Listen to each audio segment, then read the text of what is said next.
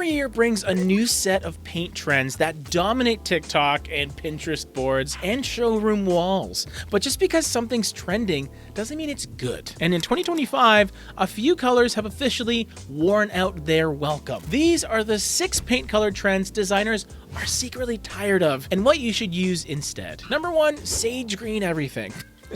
Let me say this first. I like sage. I really do. It's calming, it's organic, versatile, when used correctly. But that's the thing. It's not always used correctly. Sage became the go-to safe color, nearly neutral in the past 5 years. The new gray, the new beige, the new whatever. But when something becomes the answer to every room, it stops becoming special. What's more, not all sage is created equal. Some skew too silvery and cold, making rooms feel very sterile. Others have too much yellow and look almost mustard-like and look drab under warm light. So if you're set on green, try deeper, moodier alternatives like Benjamin Moore's Desert Twilight or Sherwin-Williams' Evergreen Fog. Want soft and earthy but not necessarily sage? Go grays with a hint of green like Thunder by Benjamin Moore. Still subtle but less expected. Are you looking for a full-service online color consultation? Check out the link below because we are offering a personalized color consultation service with Maria, our full-time consultant. You can have a back and forth communication to make sure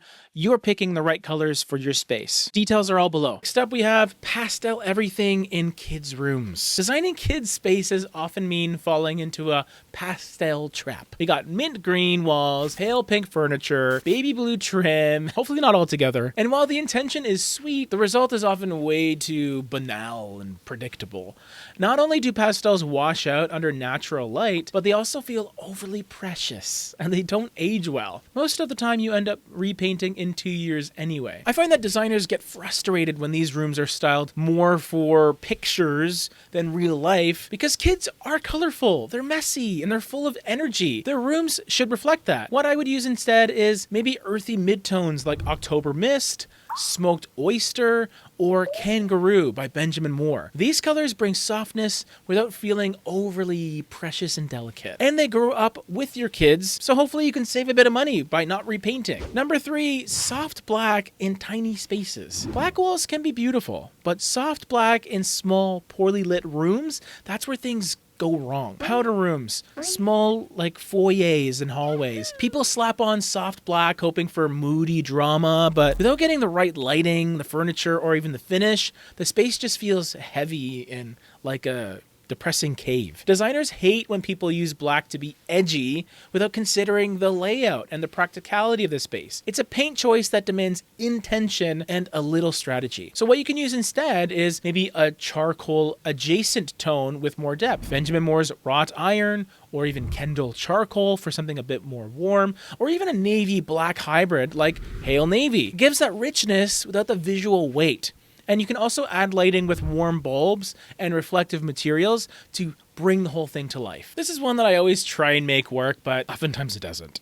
Number 4, pale blush in grown-up spaces. Blush tones had their moment, especially as a neutral with personality, but now they're popping up in living rooms, offices, dining rooms even, and not always successfully, I gotta say. Here's the thing, pale pinks are hard to get right. Under cool lighting, they go icy. Under warm lighting, they turn peachy. And unless you're committed to a very specific palette, which I respect you if you are, they can make a room feel confused or underdone. Designers are quietly pushing clients away from these washed out shades in adult spaces because they're so tricky to pair with finishes and furniture. If you want warmth and softness, try slightly rosy taupes with maybe a dusty trail. Want pink but elevated? Farrow & Sulking Room Pink is deeper and dustier, a much better choice for real rooms. Number 5, high gloss everything. Glossy paints can be gorgeous, but they're not for every surface or every room. High gloss on walls, ceilings, and cabinetry became a bit of a flex over the last few years. Designers and influencers alike were chasing that lacquered, light reflecting look, but now it's just too much for the layman or laywoman, the average person. Gloss highlights every imperfection, and unless the prep work is flawless, it looks messy fast. And it also bounces light in unpredictable ways, making rooms feel chaotic instead of curated. Here's what you can do instead. Reserve gloss for intentional accents. Maybe, I don't know, a powder room ceiling, a single wall in a hallway, or a lacquered cabinet in a moody library. Or even a front door. I love a high gloss front door. Everywhere else, stick to matte or satin, maybe semi-gloss if we're talking about trim. They play nicer with texture, light, and layering. Number 6, beige exteriors. Top to bottom. Beige is having a comeback. I talk about it a lot, but full beige exteriors, that is not the vibe. We're seeing it everywhere. Beige stucco, beige trim, beige brick paint, and brick stains even. The issue is that beige doesn't always translate across materials, which means your home ends up with a bunch of almost matching tones. It looks flat and washed out, especially in bright daylight. Designers want homes to have contrast, definition, and presence. And all beige exteriors, they just fade into the background. So here's what you can use instead. Try pairing Sherwin-Williams Accessible Beige or Natural Cream by Benjamin Moore with a crisp trim like Super White, and add grounding elements like maybe charcoal, shutters, or doors, or copper accents. Beige works, but it needs context and some contrast. Look, trendy colors are fun, but smart colors last. If you're feeling overwhelmed with what's in or out, my next video is all about timeless color combos that always work, even this year. This one's worth watching next.